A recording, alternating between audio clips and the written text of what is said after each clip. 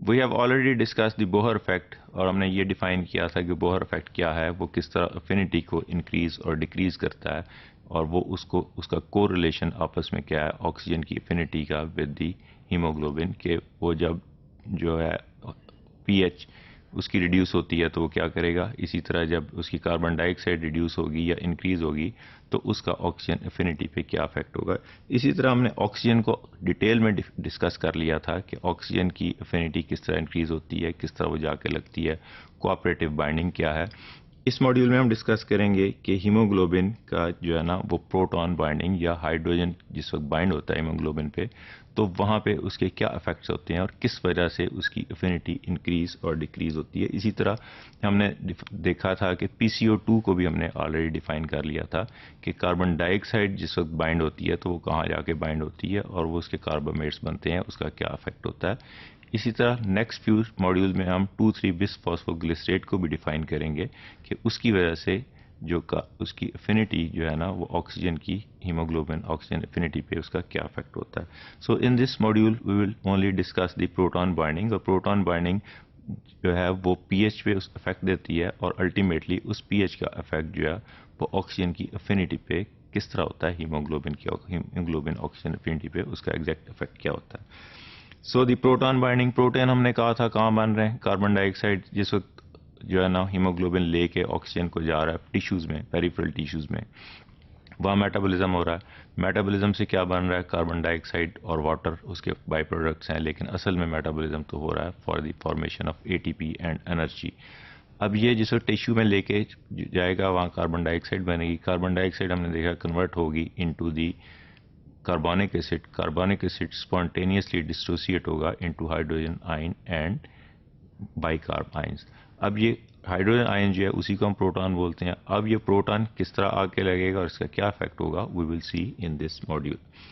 Oxygen and hydrogen are not bound at the same sites in the haemoglobin. Haemoglobin पे हमने देखा था कि जो है ना फेरस के ऊपर एक जगह जाके हिस्टिडीन मॉलिक्यूल लग गया, नीचे जाके ऑक्सीजन लग गई, तो उसके साथ फेरस के साथ तो और कोई जगह ही नहीं रहेगी बाइंड होने की, उसके 6 के 6 बॉन्ड जो है वो ऑलरेडी ऑक्यूपाइड है। तो ये जो हाइड्रोजन आयन है इसने कहीं और जाके हीमोग्लोबिन मॉलिक्यूल पे रखना है। अब ये हम देखेंगे कि ये कहाँ जाके अटैच होगा। Oxygen binds to the iron atom of the heme, which is ferrous, we have already defined in this detail, whereas hydrogen binds to any of the several amino acid residues in the proteins। जो globin protein है उसके हमने देखा था कि 2 chains alpha की हैं, 2 beta की हैं, उसमें डिफरेंट रेजिड्यूज पड़े हुए हैं अमाइनो एसिड के। हाइड्रोजन वहाँ पे जाके किसी न किसी अमाइनो एसिड रेजिड्यू के साथ अटैच होगा। अब ये अटैच होगा तो ये क्या अफेक्ट करेगा, we will see in next few slides. A major contribution to the Bohr effect is made by the histidine HC3 or histidine 146 of the beta subunit। ये हमने इसकी जब नॉमेनक्लेचर शुरू में की थी तो वहाँ डिफाइन किया था कि HC क्या है, जो है ना HC3 को हम यहाँ डिफाइन कर लेंगे। हिस्टिडीन 146 अगर हम शुरू से उसकी ए चेन से उसको काउंट करना शुरू कर दें तो जहाँ हिस्टिडीन आएगी 146 पे उसको हम हिस्टिडीन 146 कहेंगे, उसको हम बीटा सब यूनिट की वो 146 होगी। लेकिन अगर हम उसको उस पर्टिकुलर यूनिट पे जाके कैलकुलेट करेंगे तो वो HC3 और हिस्टिडीन HC3 कहलाएगी। या HC3 क्या है कि हिस्टिडीन जो है वो एच चेन जहाँ जाके एंड हो रही है, आखिरी चेन बीटा की एच है, जिसको हमने ABCDEFGH डिफाइन किए थे इनिशियली जब हमने मायोग्लोबिन का स्ट्रक्चर डिफाइन किया था। तो एच चेन जहाँ जाके एंड हो रही है उसके साथ कार्बोक्सिल ग्रुप के ऊपर जहाँ जाके हिस्टिडीन लग रहा है उसको हम HC3 कहेंगे। This is the diagrammatic presentation of the HC3। We can see here कि HC3 क्या है, कि ये हम देख रहे हैं कि यहाँ अगर हम कहते हैं कि ये बीटा सब यूनिट है तो इसके ऊपर ये जो है यहाँ पे ये जाके एच चेन हम कहते हैं यहाँ आके ख़त्म होगी। अब ये एच चेन यहाँ आके ख़त्म होगी जिस वक्त यहाँ जाके एच चेन ख़त्म हो रही है, तो इसके आगे ये कुछ एरिया पड़ा हुआ है जो चेन से बाहर है, और इसके ऊपर एंड पे ये कार्बोक्सिल टर्मिनल है। अगर हम इसकी जो है ना ए चेन को देखेंगे तो यहाँ अमाइनो टर्मिनल से शुरू होगी। यहाँ कार्बोक्सी टर्मिनल है, उसका जो है थर्ड अमाइनो एसिड है उसको हम HC3 से डिनोट करेंगे।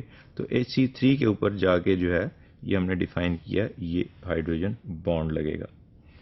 When protonated this residue forms one of the ion pairs to aspartate 94 which is also FG1। अब FG1 क्यों है कि F चेन और G चेन के दरमियान जो एरिया है उसके उस बेंडिंग के उसको जो है वो FG1 बोल देते हैं। और वहाँ अगर हम इसको शुरू से काउंट करेंगे तो एस्पार्टेट 94 होगा।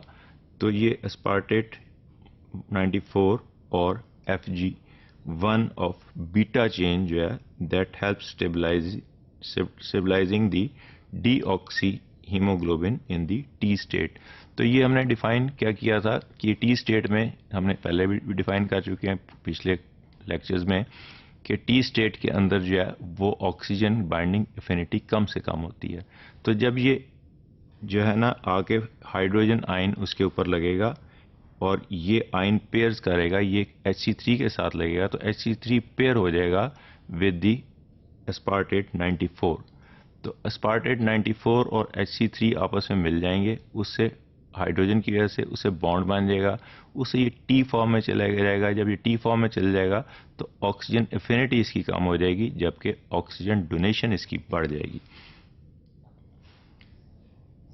It's carboxyl group also forms ionic interactions with lysine 40 और lysine C5 of the alpha chain। अब यहाँ मैं डिटेल में lysine C5 को डिफाइन नहीं करूँगा क्योंकि हमने अभी तक इसकी नॉमेनक्लेचर काफ़ी डिटेल में डिफाइन कर दी है। This is the diagrammatic presentation कि किस तरह हाइड्रोजन आयन आगे लगा, कहाँ पे आगे लगा।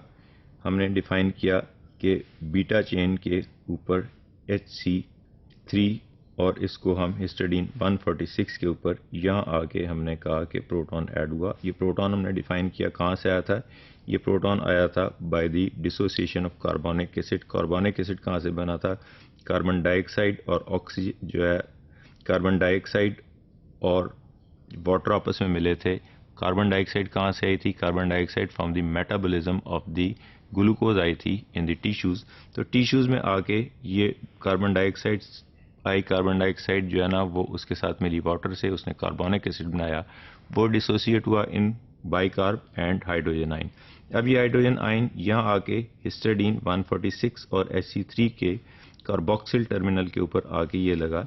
ये जब यहाँ आके हाइड्रोजन लगेगा तो हमने कहा कि बीटा 1 के ऊपर एस्पार्टेट 94 जहाँ पड़ा हुआ है उसके साथ ये मिल जाएगा और इन दोनों की आपस में आयनिक बॉन्डिंग हो जाएगी। इसी तरह दूसरा हाइड्रोजन जो है वो आके लाइसिन 40 अल्फा 2 चेन के साथ आके लगेगा और इसकी भी आपस में C टर्मिनल को यहाँ पे भी ये इंटरेक्शन इंक्रीज हो जाएगा। तो इस सारे प्रोसेस से क्या होगा कि अल्टीमेटली जो हीमोग्लोबिन है वो R स्टेट की बजाय T स्टेट में चला जाएगा। जब टॉट स्टेट में चल जाएगा तो उसकी ऑक्सीजन एफिनिटी कम हो जाएगी। जब ऑक्सीजन एफिनिटी उसकी रिड्यूस हो जाएगी तो उससे क्या होगा कि वो ऑक्सीजन लोड और नहीं कर सकेगा, उसको बाइंड नहीं कर सकेगा, ऑक्सीजन की अनलोडिंग करेगा।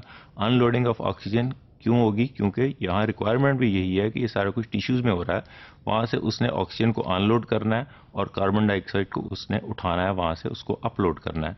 तो ये सारा प्रोसेस जो है ये आयोनिक फॉर्म में हमने इस मॉड्यूल में डिस्कस कर लिया। So this is the exact situation which is found in the tissues where the hydrogen ions are present and which are required for change in the affinity of the oxygen with the hemoglobin.